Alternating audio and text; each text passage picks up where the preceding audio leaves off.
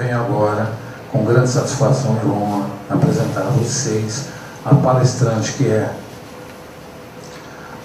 advogada, educadora, presidente da Comissão de Licitação do município de Itanhaém. Ela é Master Coach, Profissional Self Coach, certificada Coach Erickson. Eu estou um pouquinho ruim de inglês, hein? Tá? E Twin Coach, Instituto Brasileiro de Coach, e Head Time do Instituto de Formação de Treinadores. Por favor, a doutora Rosimar Almeida de Souza Lopes. Gostaria de receber essa uma salva.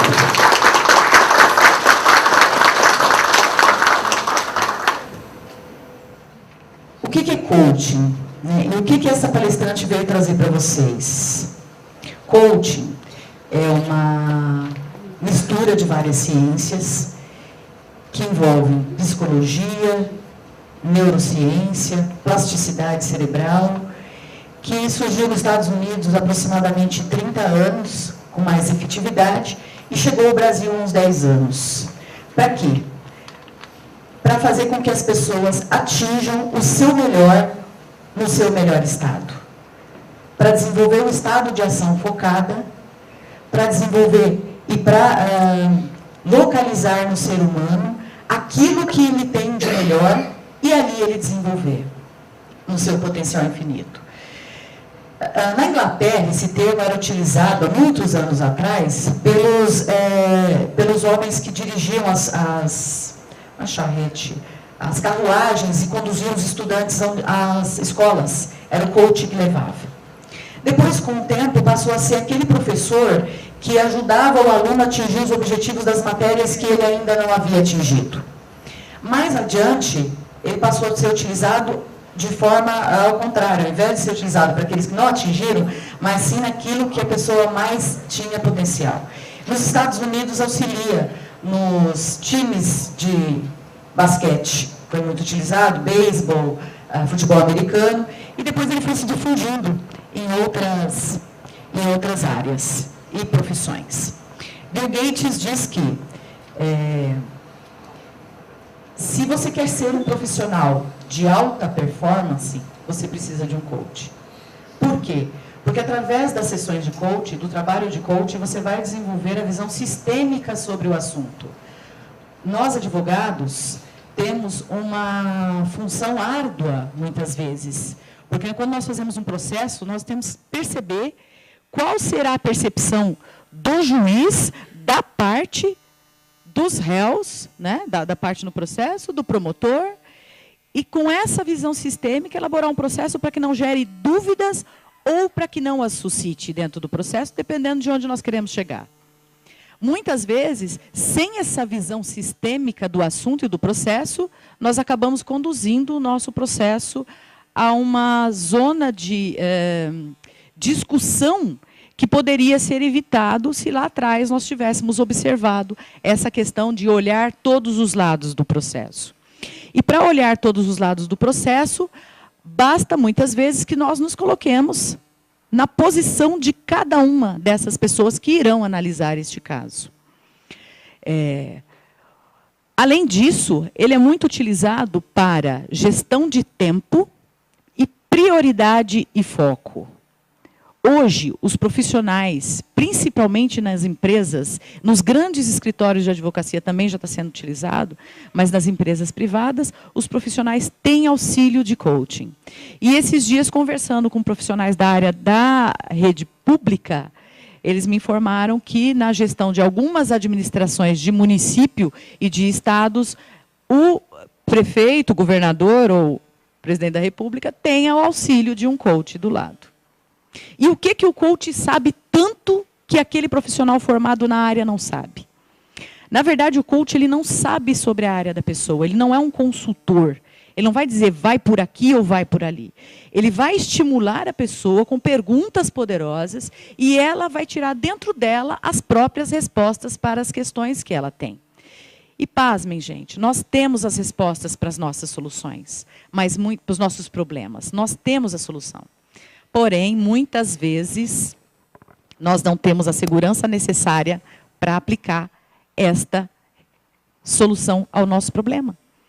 E aí nós perguntamos para um amigo, perguntamos para um colega e fazemos consultorias em outros lugares. E pior, muitas vezes chegamos ao final e falamos assim, puxa, se eu tivesse feito aquilo que eu pensei lá na primeira hipótese, tinha dado certo e agora não deu. E por que eu não fiz isso? Por que aquela atitude que estava ali pronta para ser tomada não foi? Insegurança, muitas vezes, né? Falta, às vezes, de, no nosso caso, um julgado que ampare, mas muitas vezes nós podemos abrir a jurisprudência. Nós podemos ser o primeiro caso. E por que eu não fiz aquilo que deveria ser feito? Então, o coach ele vem com essa proposta de trazer o profissional para dentro dele, de olhar para ele e desenvolver o melhor trabalho que ele possa fazer.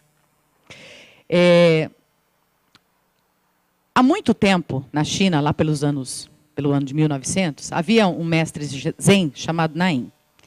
E o mestre tinha o dom de chamar a atenção dos estudantes universitários daquela região. Muitas vezes eles não estavam muito afim de assistir às aulas na faculdade, mas iam até o mestre e ficavam ouvindo horas e horas e horas aquele mestre se manifestar. Um professor que já gostava do estudo budista, ele resolveu procurar esse mestre para saber o que ele tinha de tão interessante. Ao chegar lá, foi muito bem recebido e compôs a mesa com o mestre para conversar. E todas as vezes que o mestre ia dizer alguma coisa a ele se manifestava. Ele entrava no meio da conversa, do caminho, e ele queria colocar as situações de vida dele e as experiências em contraponto ao mestre. E o mestre ofereceu uma xícara de chá. Quando o mestre foi colocar o chá na xícara, ele foi até o ponto que a xícara transbordou. E o professor virou para ele e falou, mestre, o senhor não está vendo? Não cabe mais chá nesta xícara. Derramou pela bandeja, desceu pela mesa e chegou até a molhar a calça do professor. O senhor não percebeu isso? Sim. Com a sabedoria de um mestre zen, eu percebi.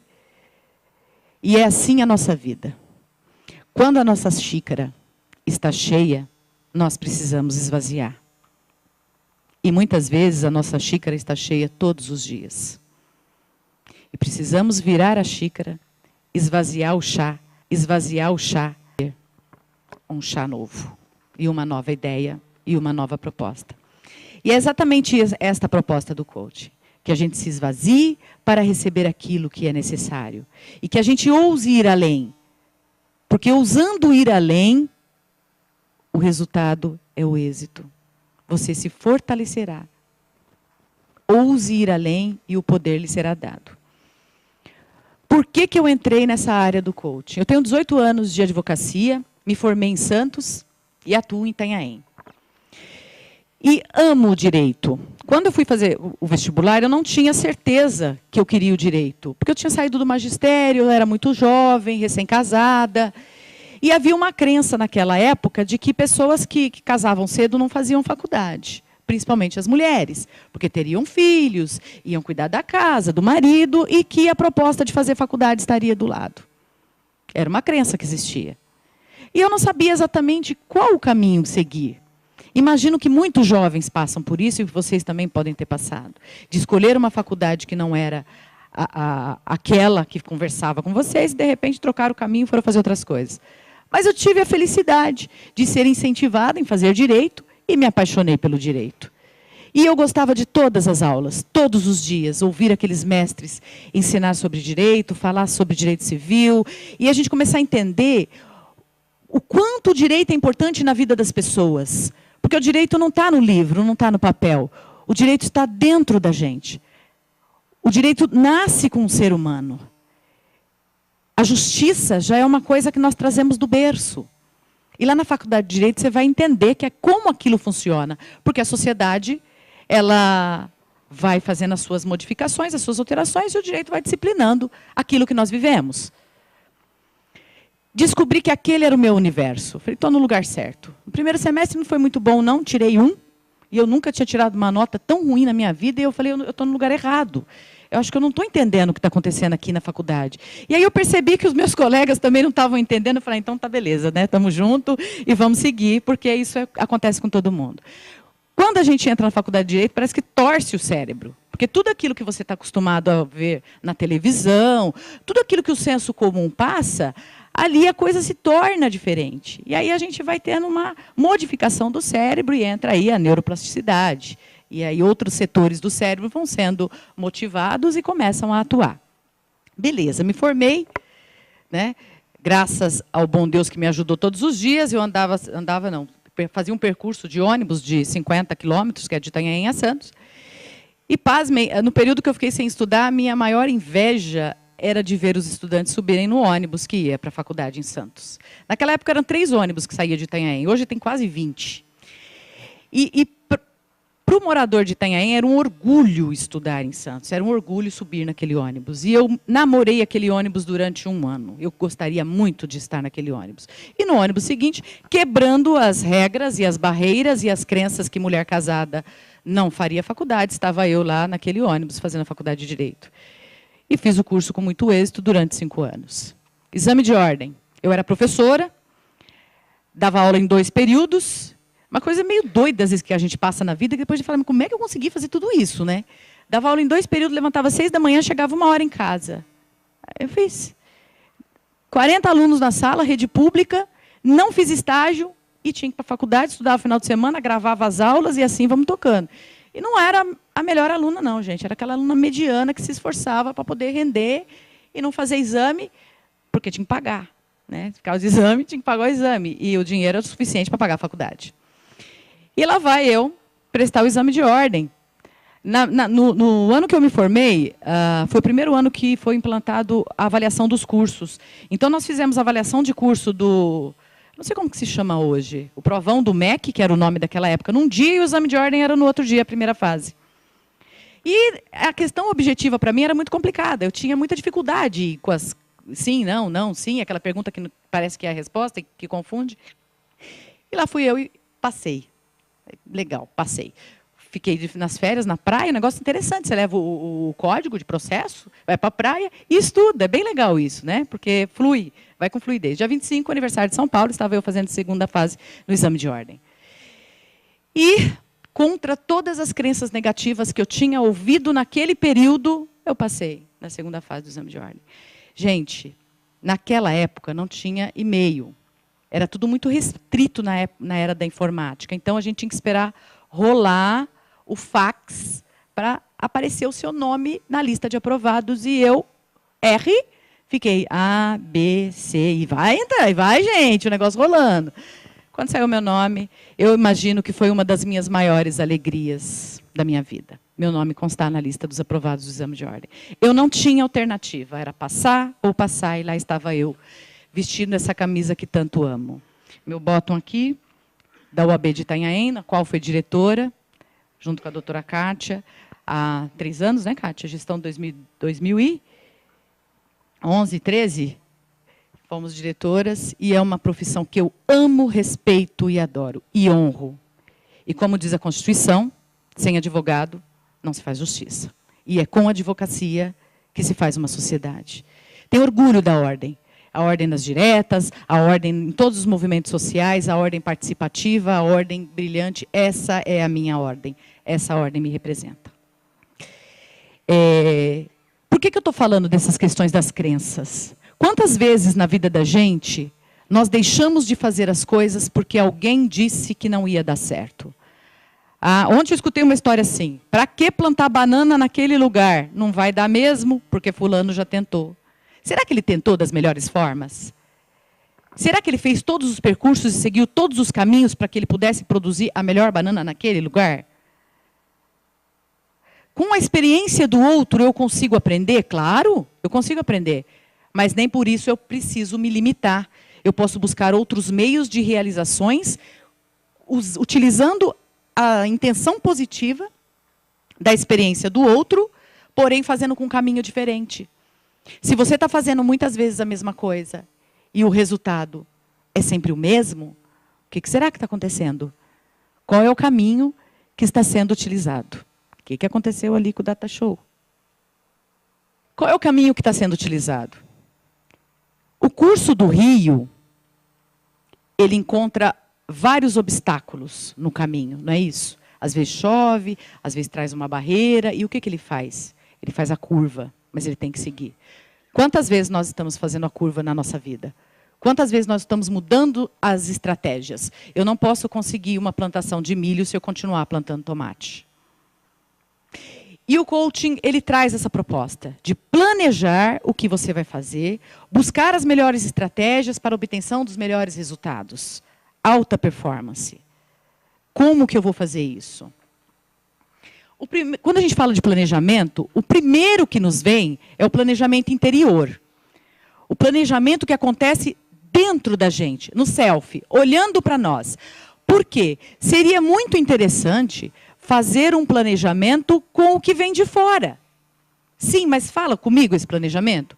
Quando eu disse lá atrás que eu entrei na faculdade de Direito e tive a grande oportunidade de saber que eu amo e gosto do direito, eu poderia ter obtido êxito como obti, mas eu também poderia não ter obtido êxito. Porque eu não fiz um planejamento de ir para a faculdade. Eu fui através de incentivos e olhei algumas coisas, pessoas da família, e falei, eu acho que isso aqui é bom para mim. Mas o meu planejamento interno não tinha acontecido. E eu corri o risco de chegar lá na frente e falar, mas não é disso aqui que eu gosto. E depois de 18 anos advogando, eu percebi que o meu direito já estava muito empobrecido. Já não tinha mais desafios. E eu sou uma pessoa de desafio. Eu quero encarar um desafio. E cadê os desafios? Aí eu sou presidente da comissão de licitação da Prefeitura de Itanhaém. Comecei a fazer esse trabalho, mas também chegou num ponto que você já fez o curso, já aprendeu, já está lá. E aí? Ah, legal, eu faço bem, né? Eu tenho êxito no que eu faço. Mas e a motivação interna? Aí fui fazer um curso de Leader Training, né? Um curso vivencial. Tem vários nomes aqui em São Paulo, algumas escolas oferecem, Tadashi, Arita, e eu fui fazer para ver se eu renovava os meus sentimentos. Porque eu estava ligando a minha sensação a uma sensação meio que de tristeza, de desânimo. E, na verdade, não era nada disso. Era o potencial que nós temos. Se nós não desenvolvemos, nós acabamos doentes. Né? Então, tem duas alternativas na vida. Ou você evolui ou você adoece. E evoluir como? Naquilo que gosta, naquilo que busca. E quando eu não sei aonde? Então vai buscar. A única certeza que eu tinha, e que às vezes as pessoas têm, é do que não quer. Eu sabia que eu não queria outra área do direito. Eu fiz pós-graduação, estudei direito, várias vertentes, mas eu não queria direito. Estudar direito, para mim, naquele momento, não era o suficiente. Fui fazer um curso de liderança, e aí percebi que com a história de vida que eu tenho, e toda a bagagem que eu trago do direito e da educação, que eu trabalhei muitos anos, que eu poderia inovar numa outra situação. E aí entrei no coaching e me identifiquei e gostei muito e potencializei o meu direito, voltei para o meu escritório com muito mais proposta, com mais foco, com mais vontade. Voltei para a minha prefeitura, onde eu sou funcionária pública, fazendo algumas modificações no ambiente de trabalho e expandi a minha tenda. Aumentei a minha tenda e coloquei o coaching e estou aqui com vocês hoje, que é um privilégio. Não precisei me livrar de nada, porque nada daquilo me era ruim. As coisas que eu faço eram boas, só que já não tinha desafios. E quais seriam os próximos desafios? Estar aqui com vocês hoje, para mim, é um desafio. Levar o coaching para o estado de São Paulo e para o país, para mim, é um desafio. E quando o ser humano faz alguma coisa com desafio, aí é bom para ele. Sabe aquele cara que trabalhou, chegou no topo da profissão, ele tem dinheiro, ele tem sucesso, ele tem tudo, e fala, e agora? Cadê o desafio? Qual é o desafio? E ele ainda fala, não estou feliz. Às vezes a gente busca a felicidade num ponto, foca, vai atrás e dentro da gente. Por isso que o coaching começa um processo de planejamento com planejamento interno. E aí nós temos uma ferramenta chamada Roda da Abundância, e que ela é muito significativa e muito forte. E ela começa lá com o verbo declarar. Todo mundo sabe que uma roda precisa ser esférica, bem cuidada, que se ela tiver dentes, ela não roda, ela não gira e a coisa não funciona. Dentro dessa roda, vamos imaginar que existem outras rodas fazendo uma engrenagem. Vamos pensar em um relógio. Né? Um relógio a corda, com várias engrenagens. Se você não tem os dentes certos, no lugar certo, não gira, o relógio não funciona. A nossa vida é a mesma coisa. Se você não estiver redondo, se você não tiver com as engrenagens capazes de se conectar com outras ao mesmo tempo, você vai dar 10 passos e vai achar que não saiu do lugar. Mas eu fiz com tanto esforço, eu me despendi, eu levantei tão cedo e a coisa não fluiu. Por que será? Primeiro verbo da roda da abundância é declarar. O que você tem declarado para você todos os dias, quando você acorda? Você acorda? Normalmente, nós vamos ao banheiro primeiro e olhamos no espelho. E o que você vê lá? Você vê uma imagem física que você gosta? Você vê uma imagem intelectual, emocional, moral que você gosta? Aquelas crenças que te acompanham são suas? Ou são das pessoas que você resolveu guardar na sua caixinha e carregar com você? Quando você declara para você todos os dias, ou você não declara, eu nunca pensei nisso, nunca declarei, o que você se diz? Quem sou eu? Para onde vou? Quais são minhas metas, meus planos? Eu gosto do que eu estou vendo? Não, não gosto. Eu vejo uma gordura aqui, outra lá, eu tenho que fazer uma plástica aqui, e outra, mas aí eu já fiz, mas também continuo não gostando. E aí? Da onde vem essa insatisfação? Quantas coisas que incomodam você? Quantas coisas que estão dentro de você e que te proporcionam a melhor declaração do dia? E quantas estão em você que te atrapalham, que te cercam? Eu tenho um negócio comigo engraçado. Quando eu penso numa coisa que eu tenho um certo receio de fazê-la, me dói a batata da perna. Todas as vezes. Eu penso numa coisa, falo, eu vou fazer tal coisa, e isso é um efeito sinestésico. É um efeito do corpo, sentindo as coisas que vão acontecer comigo. Quando você olha no espelho, você diz para você o que você vê na imagem? Tem um exercício que é muito interessante, que se chama impressões do espelho. Você olha para o espelho e tem a primeira impressão da manhã e escreve no espelho as impressões da semana. Quais as que você tem de você? Quais seus pontos de melhoria? Aonde você é bom? O segundo verbo é solicitar. Quantas vezes na vida nós deixamos de atingir os objetivos porque não solicitamos? Eu vou usar a mim como referência exatamente porque é aquilo que sai de dentro de mim que eu posso colocar para vocês as vivências. Tá? Então, todas as vezes que eu colocar uma situação, pode ser análoga a de vocês, mas também pode não ser. E aí você busque aquela que mais pareça com você. E todas as vezes que as minhas palavras não fizerem o menor sentido para vocês, vocês trocam por outras. A solicitação tem muito a ver com sonhos, crenças e o planejamento de vida. Quais são os meus sonhos? Eu sonhei um dia que eu seria aviador. Eu ainda sonho com isso. Não, o direito é só uma passagem, eu estou aqui. Não, eu sonho em prestar concurso, ou eu sonho com exame de ordem, eu sonho... O que eu sonho? Aonde eu quero chegar? Você está no lugar certo na hora certa, ou você imagina que esse seu sonho está muito distante em outro lugar? Quando você... Napoleão Hill, ele fala que quando você, dentro dos seus sonhos, você utiliza das melhores pessoas que estiver do teu lado nesta realização, você terá êxito com mais rapidez e facilidade. Não que você vai se aproveitar das pessoas, mas que você vai usar esse verbo. Você vai estar perto das pessoas que são interessantes para a sua realização, e como semelhante atrai semelhante, nós sempre vamos encontrar pessoas que vão nos auxiliar no decorrer do caminho. E aí o que falta você falar para ela? Eu posso solicitar a Deus, para ela, mas ela não vai achar que eu sou folgada? Aí é uma questão de julgamento. O coaching, ele fala que para que a gente possa ir além, para que a gente possa chegar longe, tem que suspender os julgamentos. Quando a gente se julga, a gente sente a batata da perna e aí a gente trava e não vai e não faz. Quanto mais nos julgamos, mais julgamos as pessoas.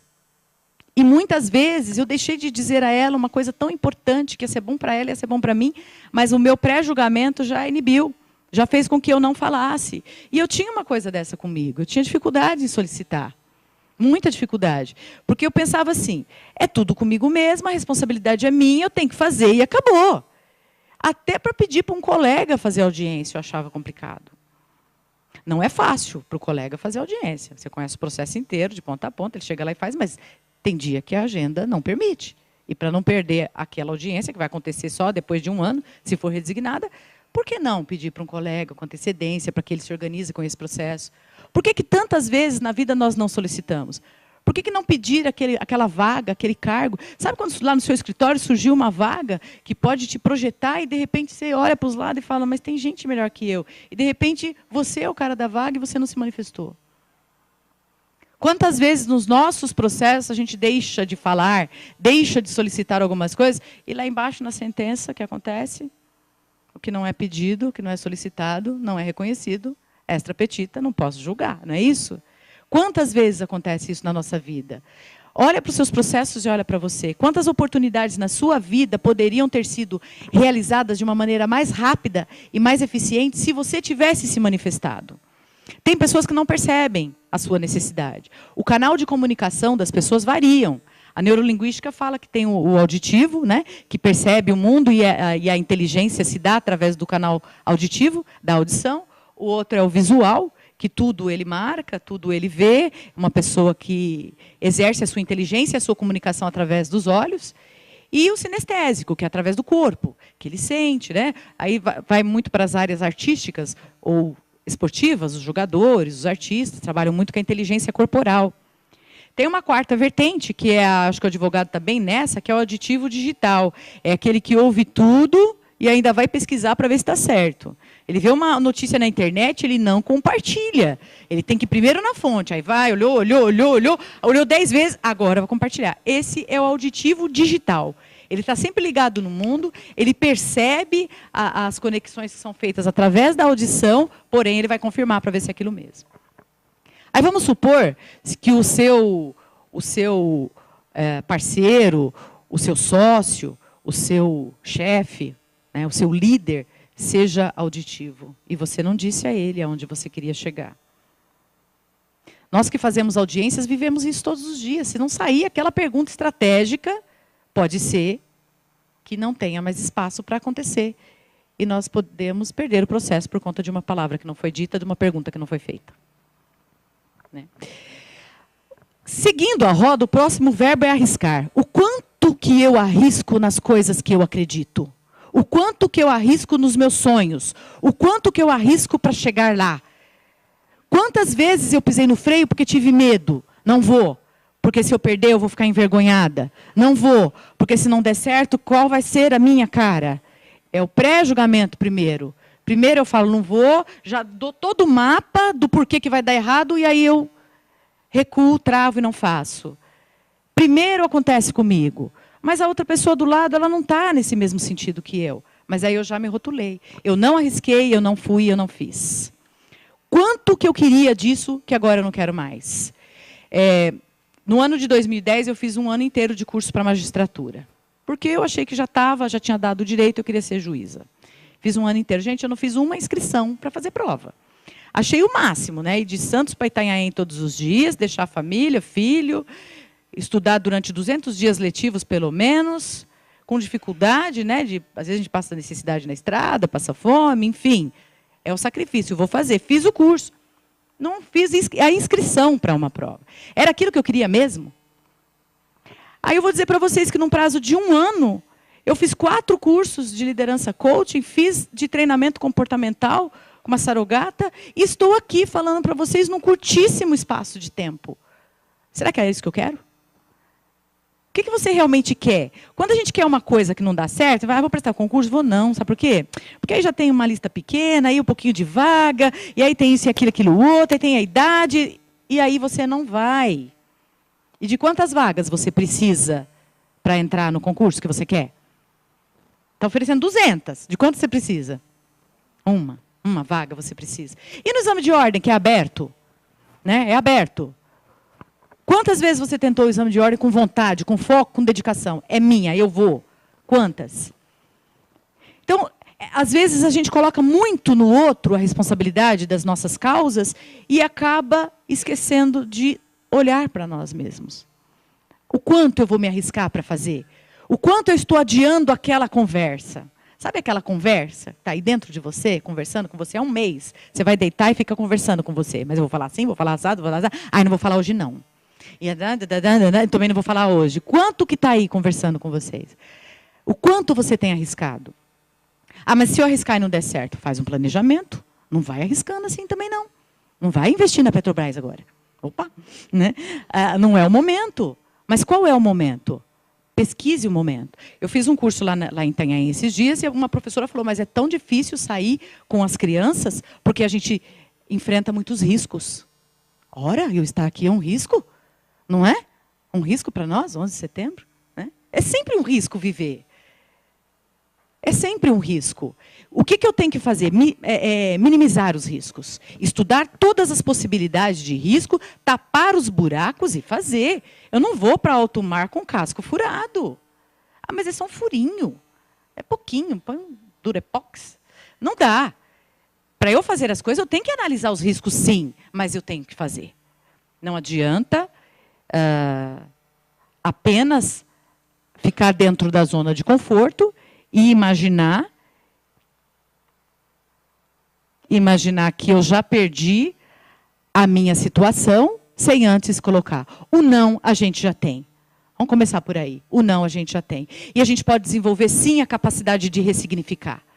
Porque mesmo que eu obtenha um não, após várias tentativas, coisas boas eu tirei dali. Eu me planejei, eu fui, eu fiz, e não deu certo. E quais são os pontos de melhoria daquela situação? Aonde que eu posso mexer? Quais as possibilidades que eu não analisei? E o que eu aprendi com isso? Sabe aquela sentença que você chorou 3 dias? Você aprendeu pra caramba com ela. Sabe aquilo que o seu cliente não te disse e que você foi para a mesa de audiência e falou para ele, mas isso você não me falou. Ah, esqueci. Quanto a gente aprendeu com aquilo? Será que eu perguntei para ele o suficiente? A gente não tem esses clientes, assim? Senta na cadeira, às vezes conta a história da vida e não fala do importante, que é o processo. Então, a gente tem que saber conduzir ali para que ele fale o necessário. E a responsabilidade não é dele, cara. A responsabilidade é nossa. Eu tenho que saber o foco do direito dele. O que aconteceu nas entrelinhas pode ficar com ele. Eu entendo, eu ouço, mas isso não é objeto do meu processo. E muitas vezes a gente chega no meio do processo e não sabe de um documento, não sabe de uma situação, não ouviu aquela coisa, e aquela testemunha, ele não tinha te dito que existia. Quantas vezes nós aprendemos com as nossas atitudes equivocadas, com os nossos erros? E um erro, gente, é uma imensa possibilidade de aprender. Faça errado, mas faça. Teve uma ocasião que uma colega me disse assim, para que você está esperando a perfeição? Simplesmente faça. Se eu não fizer, a perfeição não vem. Foco, ação, energia. Qual é a energia que eu coloco nessas coisas que eu arrisco? E o quarto verbo é a gratidão. Quantas vezes você agradece as boas coisas que acontecem a você durante o dia, durante a vida? E quantas vezes você agradece também aquelas coisas ruins, aquela sentença ruim? Aquele cliente que não falou, aquele processo que deu improcedente. É mais difícil. Quantas vezes que nós não agradecemos 2 minutos por dia? Nos entramos em conexão com aquilo que a gente acredita ou não? Eu tenho uma crença muito forte na minha vida que é em Deus. Eu acredito em Deus. Muito. E acredito que Ele existe e que Ele está entre nós. Qual é a sua maior crença? Pode não ser essa. Mas é a sua crença. E eu honro e respeito a sua crença. Tem acho que ele é russo, Mihaly Csikszentmihalyi, que ele estuda a psicologia positiva. Junto com o Martin Seligman. E ele fala que, eles falam nos estudos, de que a pessoa que agradece 5 minutos por dia, 5, ela é mais feliz. Mas eu não vim aqui para falar de felicidade. Eu vim aqui para falar de direito, foco, ação e faca na caveira, e processo, e sentença, e juiz, e tribunal.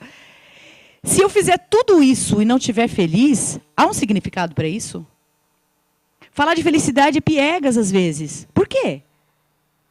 Por que nós nascemos felizes e nos tornamos pessoas estranhas? Porque a felicidade não é foco. O nosso dia a dia, ele é composto de felicidade. Ah, eu não acredito em felicidade, só de momentos felizes. Tudo bem. Mas eu acredito que todos os dias você possa ser feliz. E que você possa agradecer. E acredito mais ainda, que não precisa parar o sol 5 minutos. Não é no decorrer do seu dia. Agradecendo as pessoas que cruzam com você, as coisas que vão acontecendo. 5 minutos por dia é capaz de fazer você mais feliz, de gratidão. O quanto você tem agradecido? Na área corporativa, a gratidão ela é muito associada ao resultado. Quanto mais você agradece, você entrega, mais você faz. Além. Sabe aquela coisa de uma pessoa te pedir um café e você já traz a água junto? É fazer além.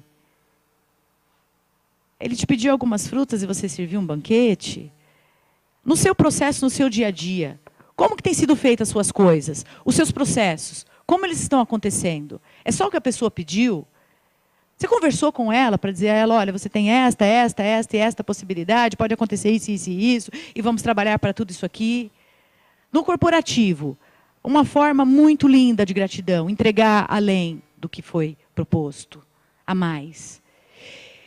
Uma das minhas maiores alegrias no direito é ligar para a pessoa e informar que o processo dela acabou e que ela foi vitoriosa, e que saiu, e que o dinheiro dela está lá, e que a causa está ganha, que ela não vai ter mais aquele aborrecimento. Isso para mim. A maior felicidade. Ah, não é não, é quando você recebe seu dinheiro. Também, né? Claro. Mas, assim, fazendo uma análise somente da coisa, sem pensar na parte financeira, que eu acredito também que quanto mais você se entregue, mais faz com felicidade, mais ele vem. Perguntar para mim, Rosemar, o que te faz feliz no direito? É dar boa notícia para o meu cliente. Isso me faz muito feliz. Eu não aguardo, já vou, eu mesmo quero ligar. Eu não falo para o escritório ligar. Eu quero passar a boa notícia. Quantos anos de processo? O quanto você entrega? O quanto você se entrega à sua família? O quanto você é grata por tudo isto que te trouxe até aqui, pela sua história. E para planejar, a gente começa fazendo declaração de identidade. Na questão do meu desempenho, quando eu estou melhor? Quando você está melhor? Quando você se sente melhor?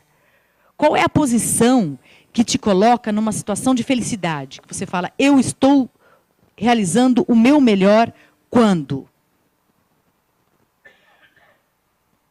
E o seu pior? Quando você está pior?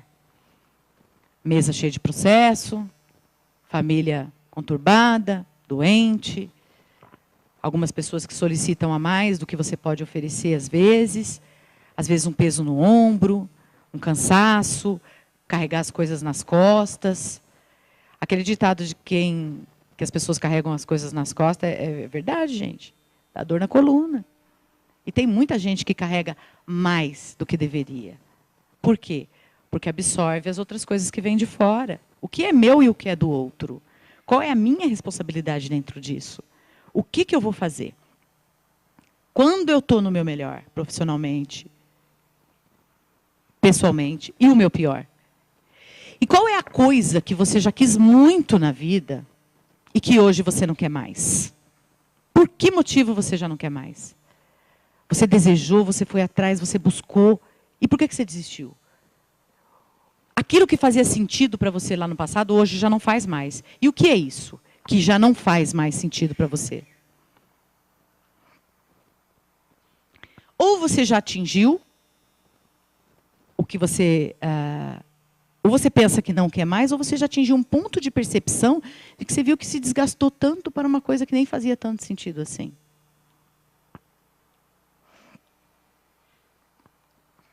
Qual é a sua grande paixão? O que você faz com muita paixão no seu trabalho? Na sua vida pessoal, o que te apaixona? Eu gosto de estar com os meus filhos, na minha casa, no meu fogão de lenha, sentado, ouvindo uma música, cantando, viajando. Quem não gosta de viajar? Quais as coisas que você faz com paixão, com vontade, que você se dispõe a fazer e abre o coração e faz? Quais são os seus talentos? Já pensou sobre os seus talentos? Evangelho de Mateus. Tem a parábola dos talentos. Alguém conhece? Conhece, né? O senhor da terra ia sair em viagem e provavelmente não voltaria. E ele tinha 1 talento, 4 talentos e 5 talentos para distribuir. Talentos naquela época eram moedas de ouro. E ele chamou o servo e disse, servo, vou te colocar aqui 5 talentos nas suas mãos e vou partir para o mundo. Não sei se volto. Chamou outro servo, deu também. De acordo com os critérios dele, ele repartiu os talentos. 1, 5, 4, 5. E foi embora. O servo que ganhou 5, pensou assim, eu não vou ficar com 5 talentos na mão. Eu vou multiplicar isso. Porque se um dia o meu senhor voltar, eu terei os talentos dele para devolver. E multiplicou. Vendo isso, o segundo servo também fez. Multiplicou o talento, dobrou. Porém, aquele servo que ganhou 1 talento teve medo. Muito medo. E se o meu senhor voltar e eu não tiver os talentos aqui, o talento aqui? O que ele vai pensar de mim? E o que ele fez? Enterrou. Enterrou no local seguro, para que ninguém pegasse. E lá ficou. Um dia, o senhor voltou. E quando ele voltou, ele foi prestar contas daquilo que ele havia distribuído. Servo, para você que eu dei 5 talentos, o que aconteceu? Está aqui, senhor, eu multipliquei, dobrei os talentos e hoje tenho 10. E você? Eu também, senhor. Tenho 8 talentos, foi multiplicado, está aqui. E o terceiro servo? Ah, senhor, eu fiquei com tanto medo. Eu tive medo do senhor voltar e eu não ter o talento para entregar e eu enterrei. Mas está aqui, guardado, protegido. E aí o senhor olhou para ele e disse, servo mau, preguiçoso, o que você fez com o talento que eu te dei? E nós?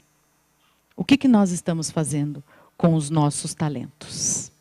Os nossos dons naturais?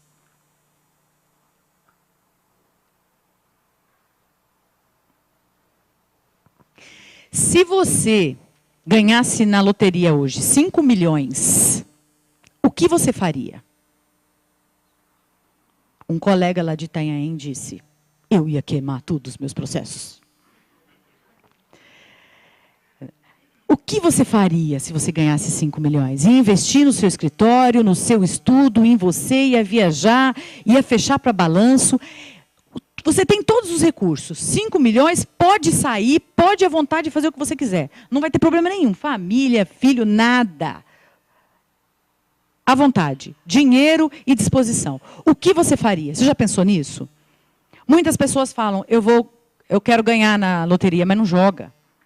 Não joga e quer ganhar. Eu tenho certeza que eu vou ganhar um dia, mas nunca jogou. E se jogar e ganhar, sabe o que vai fazer com o dinheiro? Muitas vezes a gente sabe que a gente quer queimar o processo. Mas o que eu vou fazer depois disso?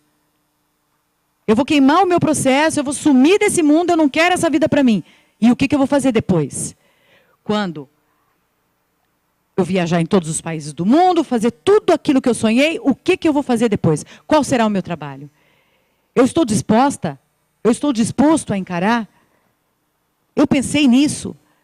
Porque o que eu não quero, eu sei. E o restante? Imagine que você é um herói, desses de filme, que a gente assiste muito quando é criança. E você está numa jornada épica. Quais seriam as suas realizações? O que você ia fazer?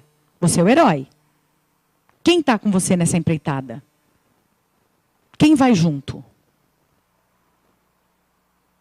O filme é seu. Início, começo, meio e fim. É seu filme. O que você faria no filme da tua vida?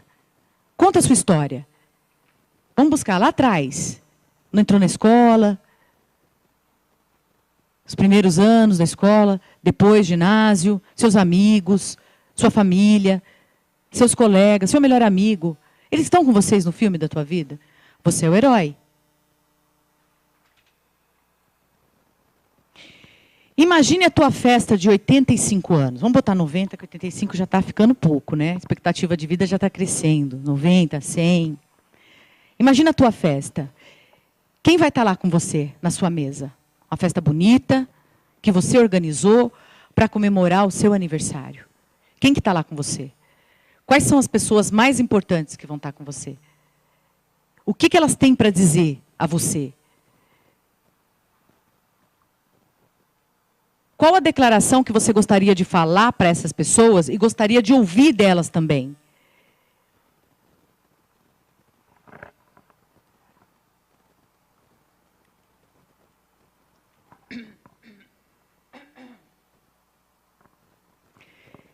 dentro da minha história do direito, eu sempre tive muito vínculo com a Ordem dos Advogados de Itanhaém. E aí eu trabalhei na Comissão da Mulher durante algum tempo para desenvolver o meu trabalho e também para atender às necessidades da Comissão da Mulher Advogada de Itanhaém. Depois participei da diretoria e trabalho em questões sociais, faço parte da AGEM, Agência de Desenvolvimento da Baixada Santista. Eu pensei que, quanto mais eu me dedicasse a questões pro bono, a questões fora do direito, mas interligadas ao direito, mais eu ia conhecer sobre as coisas, mais eu ia ter oportunidade de lidar no direito e com várias vertentes, numa visão mais sistêmica do assunto. Então, eu fui fazer várias coisas. Fui dar a minha contribuição social. O quanto que a gente dá, se doa de contribuição? O quanto a gente se doa em gratidão daquilo tudo que a gente recebeu? Qual é a sua contribuição social? Existe? Você não pensou sobre? Nunca pensou no assunto? Não se interessa pelo assunto? Mas, com certeza, você contribui muito mais do que você imagina. Você pode não estar vinculado a classes, a grupos, mas, com certeza, você contribui muito mais do que imagina. Qual é a sua contribuição? Quais são as contribuições importantes para a sua vida? Quais são aquelas que te marcam? Aquele grupo de crianças, aqueles idosos, ou não? Ou dentro da própria família? Do trabalho?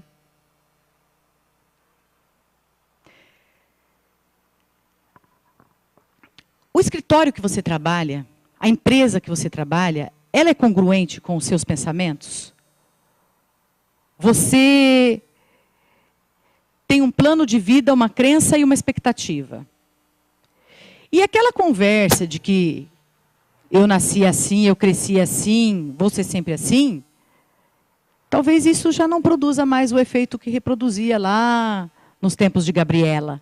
Né? Eu nasci, eu cresci, você sempre. Ou aquele pau que nasce torto, morre torto, o pepino se torce de pequeno. Essa do pepino eu não entendo, mas enfim, essa tem aí. O pepino se torce de pequeno. Será que essas crenças todas estão dentro de mim? Eu tenho consciência disso? Aonde vou, onde quero chegar e o que é dos outros que não é meu? O que é do seu pai e da sua mãe, que é uma crença que se tinha lá atrás, que não é sua, mas que reflete muito dentro de você? É sua. Você tem isso por convicção ou você carrega? Se Gabriela nasceu assim e morreu assim e vai ser sempre assim, eu não posso estar aqui agora. Porque eu nasci na Zona Leste de São Paulo, tinha poucas possibilidades de estudar, numa família de um berço muito humilde, e, no entanto, Gabriela, não deu certo comigo. Por quê? Não deu com você também, porque você está aqui. E em algum momento da tua vida você percebeu que as coisas não iam dar certo, algumas pessoas vieram falar que não era bem assim, mas você insistiu e você está aqui. Eu tenho consciência daquilo que me permeia, daquilo que é meu. Quanto que eu fico comigo sozinho? Eu não suporto ficar sozinho. Não gosto, eu gosto de ter a casa cheia, e quando não está cheia eu ligo a televisão, porque eu preciso de ter companhia. O quanto você se permite ficar com você sozinho? E pensar nas suas coisas, nos seus objetivos. Gente, qual é a diferença entre eu e o Bill Gates? E o Silvio Santos? E o povo de sucesso? E o governador? Qual a diferença? Se tirar as minhas vestes e a deles e colocá-la no deserto, qual é a diferença? Humanos cheios de necessidades, iguais e lá. Quem for mais criativo vai viver. O ser humano tem uma capacidade de adaptação que nenhum outro ser tem como o humano tem. Nós nos adaptamos a tudo. Saí daqui de São Paulo, Zona Leste, cheguei lá em Itanhaém, não tinha nada, um silêncio, não tinha shopping, não tinha coisa nenhuma. Estava acostumado a São Paulo, bagunça, metrô, e vai e volta. Cheguei em uma cidade tranquila, calma, e hoje eu vejo o mar todos os dias para ir trabalhar. Olha que privilégio. Né? Todos os dias eu vejo o mar, isso é muito legal. E eu me adaptei.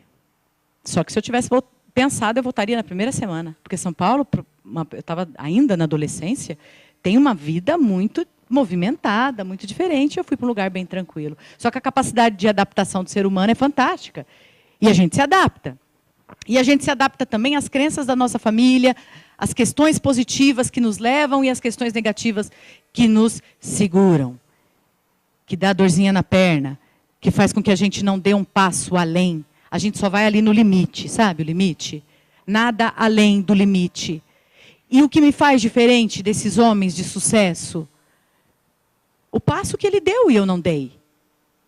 O passo que eles deram. Porque tem muitas explicações. Ah, a casa dele já tem, é cheia de assuntos jurídicos, a família de desembargadores, de advogados renomados, ou de empresários. Ele já é rico, por isso que tudo deu certo para ele. Mas e os outros que não eram? Um era camelô, né? Steve Jobs, um menino que foi diagnosticado lá com dificuldade de aprendizagem, né? Desenvolveu uma empresa várias vezes. O que me faz diferente deles? O que faz você diferente? Né? Será que aquele passo além que eles deram e nós ainda não demos? Ainda.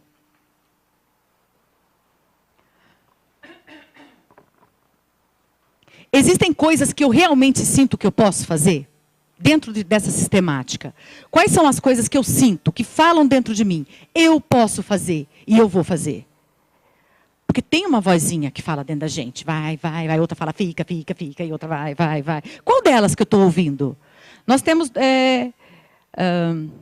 quem faz o estudo de selfies da intelectualidade, das emoções, do cérebro, diz que nós temos 2 selfies. O 1 e o 2. O 1 é o aqui e agora. Estou eu aqui agora com vocês. Ele está no presente, é o racional e que me norteia no momento agora. E o 2 é passado, presente o tempo todo. Né? O 1 é o que dorme.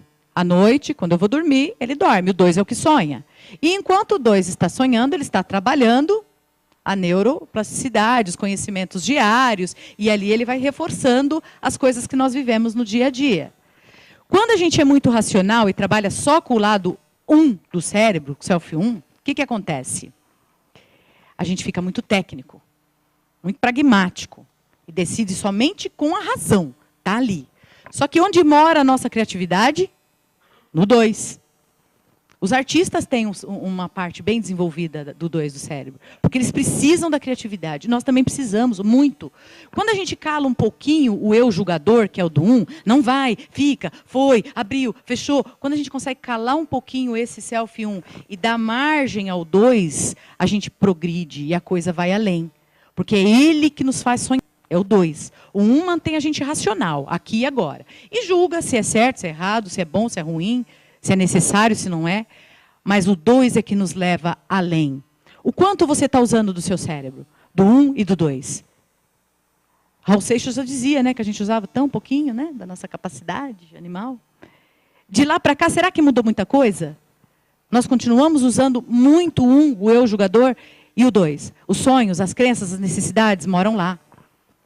Moram lá. E o que eu estou buscando dele para a minha vida? Se você fizesse um jantar, você vai elaborar um jantar, onde nesse jantar, as pessoas mais importantes da sua vida serão convidadas. Quais seriam? Quem são os seus mentores? Quem vai participar com você do seu jantar? Diferente da festa de 90 anos, esse aqui a gente pode trazer até aqueles que já se foram, que estão em outro plano. Quem que é importante para você, que te ajudou a você chegar aqui onde você está hoje, honrando e respeitando a tua história, que te auxiliou, que te amparou, que te pôs no colo, que te deu uns tapas quando você precisou, que jogou para frente e falou, vai que você pode. Quem são essas pessoas? Aquele professor lá que te alfabetizou, ou um mestre da faculdade, aquele advogado que você se inspira nele, fala, quando eu crescer eu quero ser esse cara. Quem quer participar com você do seu jantar? Do jantar das pessoas importantes da sua vida. Sua mãe, sua tia, seus irmãos. Quais são os seus mentores? Quais são as pessoas que você se inspira para levar para frente os seus sonhos? Você se considera uma pessoa equilibrada? O que é equilíbrio? Às vezes, equilíbrio é essa loucura de São Paulo. E sobe, desce, túnel, tá. Às vezes sim, porque o equilíbrio ele é muito pessoal. De onde eu tiro o meu equilíbrio? Onde eu encontro o meu equilíbrio? Para outras pessoas, não. Vamos fazer um retiro zen, no meio do mato, e é lá eu estou equilibrada. O que é equilíbrio para você? O que é interessante dentro de você? O que você trabalha com as suas emoções? Como você trabalha? Eu sou uma pessoa muito equilibrada e eu fujo dos problemas para manter o meu equilíbrio. Quando você dá as costas para o problema, ele continua na sua vida. Eu penso assim, problema é uma coisa que você põe dentro de uma caixa, tranca, enterra a caixa, joga a chave fora. Aí um dia, muito tranquilo, contente, passeando, você acha a chave. Fala, meu Deus, o problema está ali. Ele apareceu na tua mão. E lá está o problema. Você está com a chave e ele está enterrado. Isso é um pensamento 1. Pensamento 2. Meu problema... Caixa, eu tranco o problema ali, na caixinha, enterro, mas eu penduro a chave ali na parede. E eu olho para ela todos os dias. E eu sei que ele está ali, dominado. E o dia que eu precisar, eu abro a caixa. Mas se eu não precisar, está ali na parede, pendurado. Quando você reconhece o seu problema, a sua sombra, a sua necessidade, com muito mais facilidade você vai lidar com o problema. Tem um lema no coaching que fala que venha o que tiver que vir, se for bom que fique comigo, e se for ruim que vá. Como que vai se eu dei as costas? Se eu joguei a chave fora? Um dia vai aparecer, e aí vai me perturbar. E eu pensei que isso já estava resolvido. Mas o resolver é o quê? É jogar a chave fora? Vamos conversar, vem aqui. Traz o problema, vamos ver como que a gente resolve isso internamente. E essa resolução desses problemas, que às vezes não é um problema grande, gente. Às vezes é umas coisinhas pequenininhas do dia a dia, que vão fazendo buraquinhos em você. E quando você vê, você está cheio de buracos. Não é o tamanho do problema que importa, é a percepção que você tem dele. A programação neurolinguística fala que 90% das coisas que acontecem com você, na verdade, não acontecem. É como você reage. E o que acontece mesmo é só 10%. Isso a programação fala. Eu tenho outra visão disso. Eu penso que se eu ficar reagindo 90%, eu estou fadada a um insucesso. Então, eu tenho que produzir mais, agir mais do que reagir. Mas é uma questão interessante. 90% de reação para a nossa vida e o que a gente vive. Eu tive um cliente no escritório esses dias que ele não sabia a data da admissão dele na empresa, ele não tinha certeza da saída e ele estava reclamando de um assédio moral e ele não sabia o nome do chefe. Esse aí é um caso bem grande, né? Mas não acontece isso muito no escritório de vocês? E aí o que acontece? Dá a impressão que essas pessoas estão no vento e o vento leva a folha para onde ele quiser. O que você determinou que vai acontecer na sua vida? Eu determino, eu tomo as rédeas da minha vida. Eu quero ser o coach dessa carruagem. Essa liderança é minha. Não é a sociedade, nem o mundo, nem o presidente que decide o que eu vou fazer. Nós temos reflexos. E nós agimos e reagimos. E o quanto nós agimos e reagimos, isso é muito importante. Se eu reagir demais, é porque eu estou agindo de menos. Então, vamos inverter as posições. Eu agi demais para reagir de menos. Você vai ficar menos estressado, menos cansado. E aquele problema seu que era pequenininho, que ficou grandão, vai voltar para o tamanho dele de pequenez. E vai ficar ali na caixa, guardado. Ou não. Ou às vezes ele vai ser ressignificado e vai sumir da tua vida. O que você está fazendo com os seus problemas? Você está transformando essas coisas em monstros que te perturbam à noite? Bob Hoffman tem uma teoria da quadrinidade que fala que o ser humano tem 4 tipos de inteligência. Emocional, espiritual, intelectual e física. A física é essa que a gente sabe que o nosso corpo tem, de se reinventar, de curar, de sanar, de cicatrizar. A intelectual nós adquirimos. E a emocional?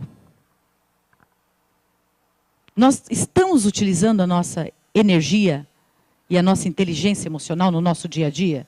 Quantas perguntas você deixou de fazer no momento exato da audiência, da sustentação oral, ou de qualquer outro lugar da tua vida que era importante perguntar e você não perguntou porque você ficou nervoso. Eu tenho coaches que são advogados que ele fala para mim, eu tinha que ter falado naquele momento, era o meu momento. E por que não falou? Porque eu fiquei nervoso. Ah, mas isso não acontece comigo, porque chego lá e faço tudo. Chá comigo, né? Sabe a testemunha chá comigo? Né? Chá comigo. Chega lá, não consegue falar. Aí você fala, mas não foi isso que você falou, né? Destrava, fala. E a pessoa não fala. Isso acontece com a gente também. Na hora do embate na mesa, protestos, e aí o juiz fala, a gente, ai meu Deus, e agora? O que eu falo? Né? O quanto essa emoção está te influenciando na tua vida? Você está com equilíbrio nessas 4? Elas te ajudam? Elas te direcionam? Gente, comportamento é treinável, viu? Eu não nasci assim, nem vivi assim, nem você sempre assim. É treinável. Você pega aquele ponto de melhoria que você tem, pega o melhor e amplifica. Pega aquele ponto de melhoria e treina. Se é esse ponto que está fazendo com que você não obtenha êxito nas coisas que você quer, treine aquele ponto, que a coisa modifica.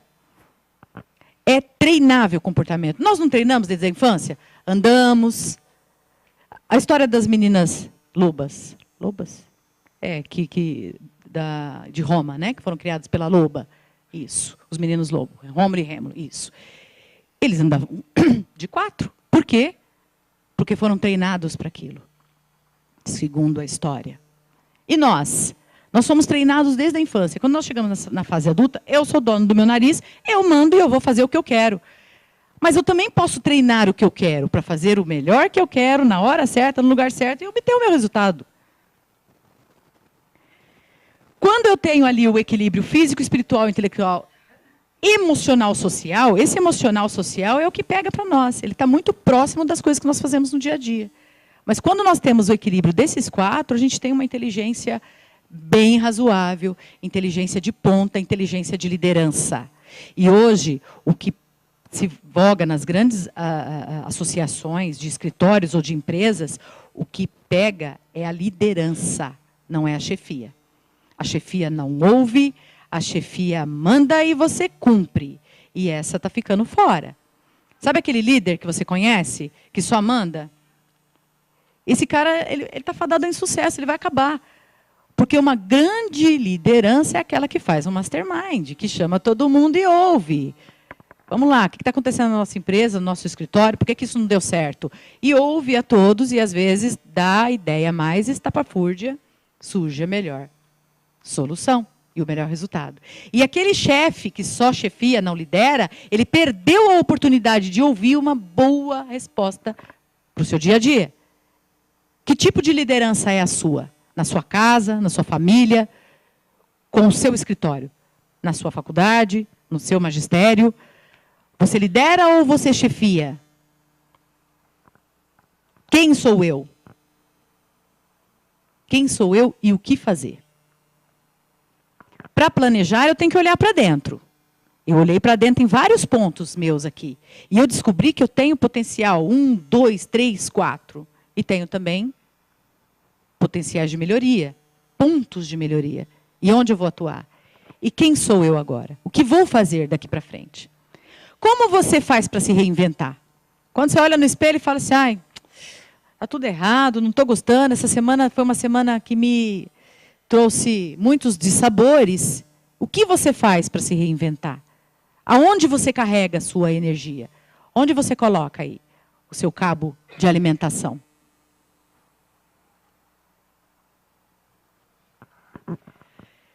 Você já experimentou sair fora da caixa? A caixa traz uma zona de conforto muito grande. E para você ir além e conquistar o seu potencial infinito, que existe e mora dentro de você, você tem que sair da caixa. Você tem que pensar na sua zona de conforto. Qual é? Moro com a mãe, com meu pai, estou namorando há 9 anos, né? Não sei se eu quero prestar concurso, se eu vou mudar de cidade, se eu vou morar no interior. Enquanto isso, eu fico aqui com a minha mãe e meu pai, perto do metrô. Né? Qual é a sua zona de conforto? Olha lá para a sua vida, olha para dentro. O que te incomoda agora? Que você está protelando, procrastinando. Eu gosto do coach que ele usa umas palavras assim muito próximas do direito e fica muito fácil de se comunicar com os profissionais do direito. O que você procrastina na sua vida? O que poderia dar um salto quântico em 1 mês, 2, 3? Qual é o projeto que está na gaveta? O coach ele estuda perfis comportamentais. E aí, metaforicamente, existem 4 perfis: tubarão, águia, lobo e gato. Esses são os perfis desenvolvidos pelo IBC, que é a escola que eu estudei, Instituto Brasileiro de Coaching, aqui em São Paulo. 4 perfis comportamentais. Você faz um teste e você chega no final para saber qual é o teu tipo comportamental. Tem tipos que são faca na caveira e vou fazer, e sai atropelando todo mundo e vou fazer. Tem outros que procrastinam demais. Amanhã eu faço, amanhã eu faço, amanhã eu faço. Tem outros que criam projetos maravilhosos e colocam na gaveta. E tem outros que não estão disponíveis. É seguir manual, fazer o que já está pronto e ponto. Sabe o cara que chega às 8, bate o cartão, fica o dia todo, sai meio-dia, volta 1, às 5 horas? Tem gente que é assim. E que tal se a gente puder colocar tudo isso dentro de uma pessoa só e desenvolver os 4 potenciais no melhor que eles têm? Quem quiser fazer esse teste, pode me adicionar no Facebook, Rosimar Almeida, e me manda uma mensagem inbox. Tá? E aí eu mando para você o teste, e aí já vem com a resposta. E se você quiser também, depois eu falo mais alguma coisa sobre o assunto. E no YouTube também tem umas explicações do tubarão, do gato, do lobo e da águia. Tá? Me adiciona no Facebook, Rosimar Almeida, e aí eu mando no e-mail de vocês. E não fiquem preocupados que eu não vou ficar disparando um monte de coisa para o e-mail de vocês, não, tá? Eu sei como que é isso. Receber spam, né? Divulgam os nossos e-mails. Daqui a pouco a gente passa 40 minutos do dia limpando o e-mail para ver o que é útil e o que não é. Tá? Pode me mandar, eu mando o teste de perfil. E aí é legal que a gente também compartilha ali dentro da comunidade do Facebook algumas coisas de coaching que é interessante. Vamos sair da zona de conforto? Qual é o seu projeto de vida? Às vezes as pessoas não querem sair da zona de conforto, gente, porque o nome já fala, né? Conforto. Quero ficar aqui, tá bom. Você vai tirar um sapato confortável para tentar um? Não. Mas essa zona de conforto, ela não traz só a plenitude, não. Ela traz um desgaste. Ela te diz assim, você não está feliz. Você está trabalhando, ganhando seu dinheiro, fazendo audiência, mas você não está feliz. Aonde que está mexendo? Qual é o sinal de que eu preciso modificar algumas coisas da minha vida? E muitas vezes não é muita coisa, não. São pontinhos, são coisinhas que você pode modificar. Tem um advogado em São Paulo que eu admiro muito, e acho que vocês devem conhecer, que é o Luiz Flávio Borges D'Urso, uma pessoa assim que eu admiro pela competência, pela audácia. E ele conta uma história que eu carrego para mim e para a minha vida. Certa vez, num congresso, ele contou uma história de que havia, numa cidade, uma família que morava na área rural. E essa família era muito pobre, extremamente pobre. E um mestre budista passava por essa cidade e parou na casa para tomar água e fazer o descanso. Foi muito bem recebido, porque a família era muito generosa. E aí deram a melhor cama para ele, e água fresca, mas a família era muito pobre. Era pai, mãe e 3 filhos. E passaram a noite lá, no dia seguinte saíram, agradeceram profundamente a acolhida, e saíram para retomar a caminhada.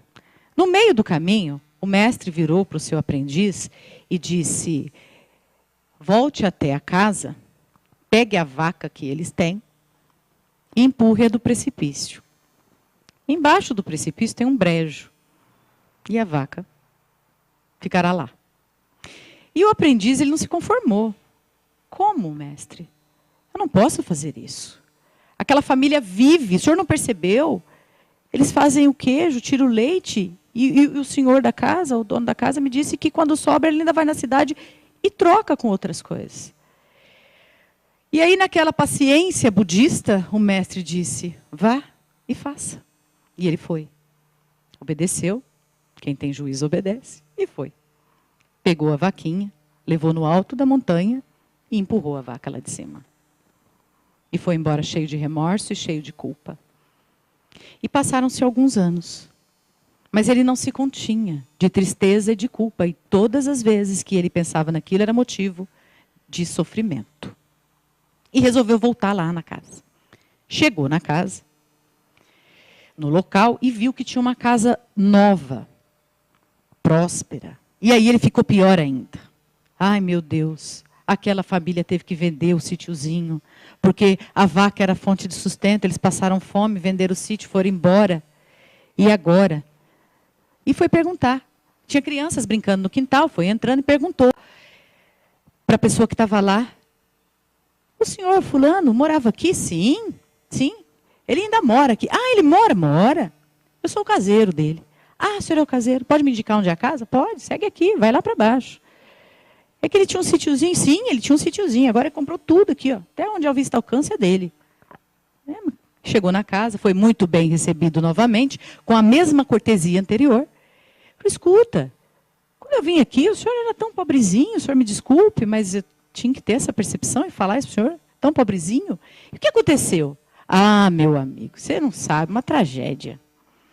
Nós criamos os nossos 3 filhos com uma vaquinha. E alimentavam os filhos, e ela fazia o queijo, a esposa, e trocava na cidade. Mas um dia, a tal da vaca subiu no morro, sabe lá por quê, caiu de lá e se afogou no brejo. E aí foi uma desgraceira só. E a gente teve que aprender novas formas de se viver.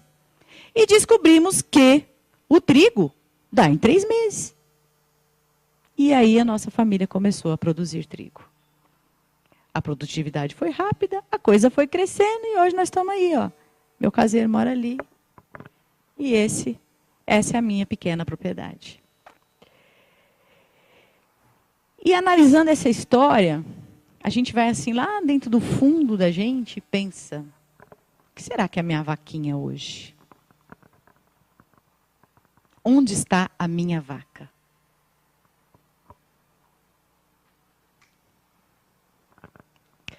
Tem uma frase do Cortella também que eu acho bem bonita. Segundo ele, é de origem chinesa. E ele falou que gosta de falar que é origem chinesa, só que ninguém sabe de onde veio. Então está tudo certo, né? Não precisa ficar dando a fonte. E ele fala assim que um homem que está numa estrada com um pão embaixo do braço encontra outro homem, trocam os pães e cada um vai embora com um pão embaixo do braço. E que um homem na estrada com um pensamento encontra outro homem na estrada com outro pensamento. Eles se encontram, trocam os pensamentos e cada um vai embora com 2 pensamentos. É essa mensagem da manhã que eu tenho para vocês. Eu agradeço imensamente a curiosidade, a disposição e o olhar de vocês comigo, generoso. Agradeço vocês terem dispensado o tempo de vocês para estar aqui. E agradeço essa casa que me recebeu, a UAB, que eu amo tanto. E eu me coloco à disposição no que for necessário.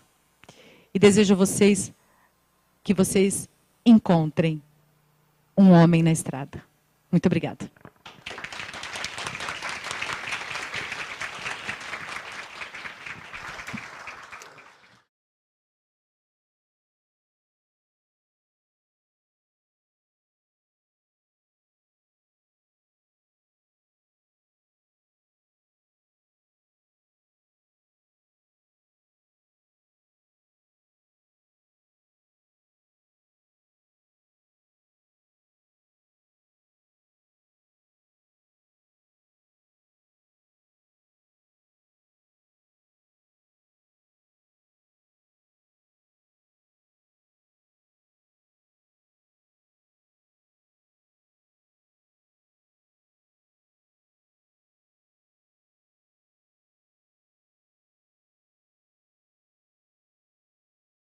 Venho agora, com grande satisfação e honra, apresentar a vocês a palestrante que é advogada, educadora, presidente da Comissão de Licitação do município de Itanhaém. Ela é Master Coach Professor Self Coach, certificado Coach Erickson. Eu estou um pouquinho ruim de inglês, hein? Tá? E Twin Coach, Instituto Brasileiro de Coach, e Health Train do Instituto de Formação de Treinadores. Por favor, a doutora Rosimar Almeida de Souza Lopes. Gostaria de receber essa uma salva.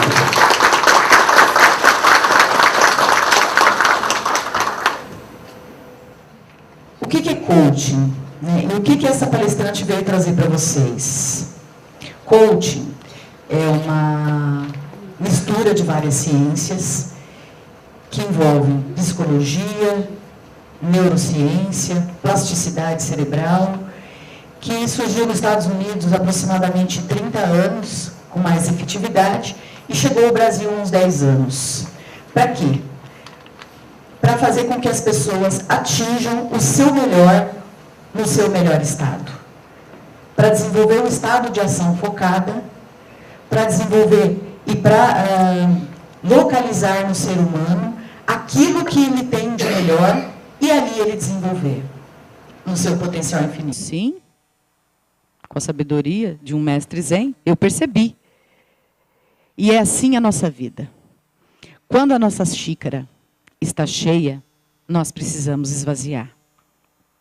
E muitas vezes a nossa xícara está cheia todos os dias. E precisamos virar a xícara, esvaziar o chá, um chá novo, e uma nova ideia, e uma nova proposta. E é exatamente esta a proposta do coach. Que a gente se esvazie para receber aquilo que é necessário. E que a gente ouse ir além.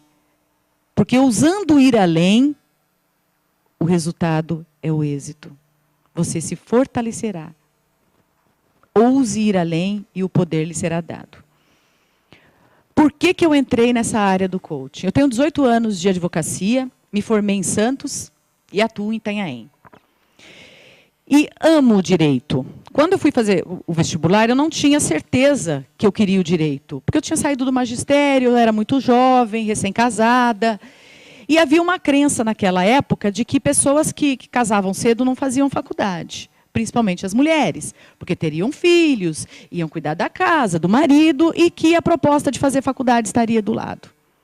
Era uma crença que existia. E eu não sabia exatamente qual o caminho seguir. Imagino que muitos jovens passam por isso, e vocês também podem ter passado. De escolher uma faculdade que não era aquela que conversava com vocês, e de repente trocaram o caminho e foram fazer outras coisas. Mas eu tive a felicidade de ser incentivada em fazer direito e me apaixonei pelo direito. E eu gostava de todas as aulas, todos os dias, ouvir aqueles mestres ensinar sobre direito, falar sobre direito civil, e a gente começar a entender o quanto o direito é importante na vida das pessoas. Muitas vezes, né, falta, às vezes, no nosso caso, um julgado que ampare, mas muitas vezes nós podemos abrir a jurisprudência. Nós podemos ser o primeiro caso. E por que eu não fiz aquilo que deveria ser feito? Então, o coach ele vem com essa proposta de trazer o profissional para dentro dele, de olhar para ele e desenvolver o melhor trabalho que ele possa fazer. Há muito tempo, na China, lá pelo ano de 1900, havia um mestre zen chamado Nain.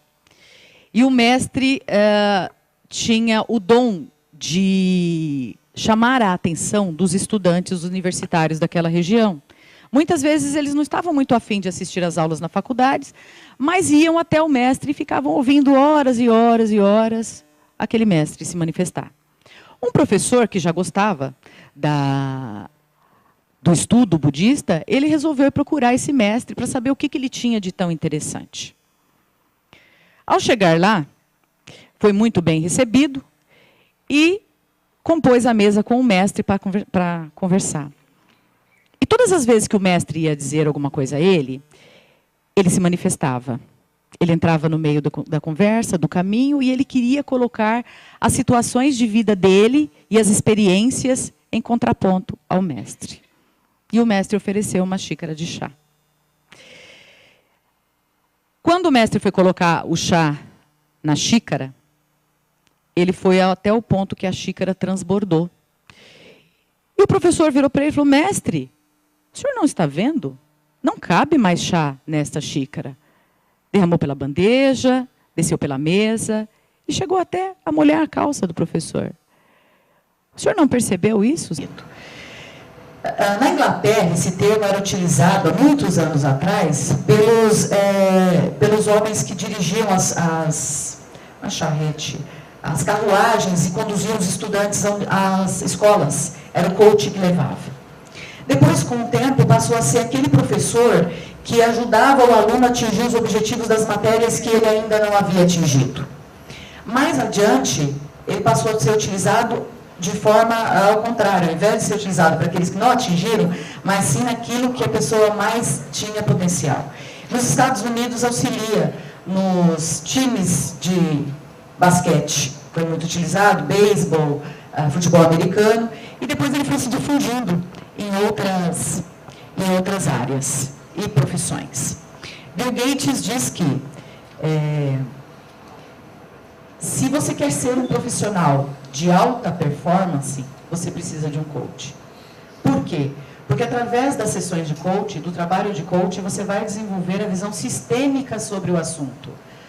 Nós, advogados, temos uma função árdua, muitas vezes, porque quando nós fazemos um processo, nós temos que perceber qual será a percepção do juiz, da parte dos réus, né, da parte no processo, do promotor, e com essa visão sistêmica, elaborar um processo para que não gere dúvidas ou para que não as suscite dentro do processo, dependendo de onde nós queremos chegar. Muitas vezes, sem essa visão sistêmica do assunto e do processo, nós acabamos conduzindo o nosso processo a uma zona de discussão que poderia ser evitado se lá atrás nós tivéssemos observado essa questão de olhar todos os lados do processo. E para olhar todos os lados do processo, basta muitas vezes que nós nos coloquemos na posição de cada uma dessas pessoas que irão analisar este caso. Além disso, ele é muito utilizado para gestão de tempo e prioridade e foco. Hoje, os profissionais, principalmente nas empresas, nos grandes escritórios de advocacia também já está sendo utilizado, mas nas empresas privadas, os profissionais têm auxílio de coaching. E esses dias, conversando com profissionais da área da rede pública, eles me informaram que, na gestão de algumas administrações de município e de estados, o prefeito, o governador ou presidente da República tem o auxílio de um coach do lado. E o que o coach sabe tanto que aquele profissional formado na área não sabe? Na verdade, o coach ele não sabe sobre a área da pessoa, ele não é um consultor. Ele não vai dizer vai por aqui ou vai por ali. Ele vai estimular a pessoa com perguntas poderosas e ela vai tirar dentro dela as próprias respostas para as questões que ela tem. E pasmem, gente, nós temos as respostas para as nossas soluções, mas para os nossos problemas. Nós temos a solução. Porém, muitas vezes, nós não temos a segurança necessária para aplicar esta solução ao nosso problema. E aí nós perguntamos para um amigo, perguntamos para um colega e fazemos consultorias em outros lugares. E pior, muitas vezes chegamos ao final e falamos assim, puxa, se eu tivesse feito aquilo que eu pensei lá na primeira hipótese, tinha dado certo e agora não deu. E por que eu não fiz isso? Por que aquela atitude que estava ali pronta para ser tomada não foi? Insegurança.